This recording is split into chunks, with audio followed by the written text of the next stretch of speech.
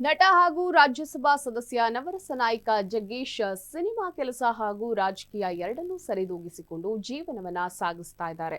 Social ಮೀಡಿಯಾದಲ್ಲಿ ಹಾಗೂ ಕೆಲವು ಸುದ್ದಿ ಮಾಧ್ಯಮಗಳಲ್ಲಿ ಅವರ ಬಗ್ಗೆ ಅಪಪ್ರಚಾರ ಮಾಡುವ ಕೆಲಸ ಆಗ್ತಾ ಇದೆ ಅಂತ ಆರೋಪಿಸಿ ತೇಜೋವಧೆ ಮಾಡುವಂತವರಿಗೆ ಜಗ್ಗೇಶ್ ಬಿಸಿ ಮುಟ್ಟಿಸುವ ಕೆಲಸವನ್ನ ಮಾಡಿದ್ದಾರೆ. ಇಂತಹವರ ವಿರುದ್ಧ ಜಗ್ಗೇಶ್ ಕೋರ್ಟ್ ಮೊರೆ ಹೋಗಿದ್ದು ತಮ್ಮ ವಿರುದ್ಧ ಅವಹೇಳನಕಾರಿ ಸುದ್ದಿ ಪ್ರಕಟ ಮಾಡದಂತೆ ತಡೆಯಾಜ್ಞೆ ತಂದಿದ್ದಾರೆ. ಹೌದು, ನಟ ಜಗ್ಗೇಶ್ ಅವರು ಸೋಷಿಯಲ್ ಮೀಡಿಯಾದಲ್ಲಿ ಬಹಳ ಆಕ್ಟಿವ್ ಆಗಿದ್ದಾರೆ. ಅವರು ಅಭಿಮಾನಿಗಳ ಪ್ರಶ್ನೆಗೆ ಹಲವು ಬಾರಿ ಉತ್ತರಿಸಿದ್ದು, ಇದರ ಜೊತೆಗೆ ಅವರು ತಮ್ಮ ಸಿನಿಮಾಗಳ ಬಗ್ಗೆ, ರಾಜಕೀಯ ವಿಚಾರಗಳ ಬಗ್ಗೆ ಅಭಿಪ್ರಾಯವನ್ನ ಹಂಚಿಕೊಳ್ತಾ ಇರ್ತಾರೆ. ಇದೇ ಸೋಷಿಯಲ್ ಮೀಡಿಯಾದಲ್ಲಿ ಜಗ್ಗೇಶ್ ಬಗ್ಗೆ ಕೆಲವರು ಅಪಪ್ರಚಾರವನ್ನ ಮಾಡ್ತಾ ಇದ್ದಾರೆ. ಕೆಲವು ಸುದ್ದಿ ಮಾಧ್ಯಮಗಳು ಜಗ್ಗೇಶನ್ನ ಟೀಕಿಸಿದವೆ.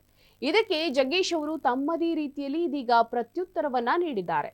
ಸಿಟಿ ಸಿವಿಲ್ ಹಾಗೂ ಸೆಷನ್ ನ್ಯಾಯಾಲಯದ ಆದೇಶದ ಪ್ರಕಾರ ಜಗ್ಗೇಶ್ ವಿರುದ್ಧ ಸುದ್ದಿಯನ್ನು ಅಥವಾ ಪ್ರಮಾಣೀಕರಿಸದ ಸುದ್ದಿಯನ್ನು ಮಾನಹಾನಿ ಆಗುವ ರೀತಿಯಲ್ಲಿ ಅವಹೇಳನಕಾರಿಯಾಗಿ ಬಿತ್ತರಿಸುವಂತಿಲ್ಲ.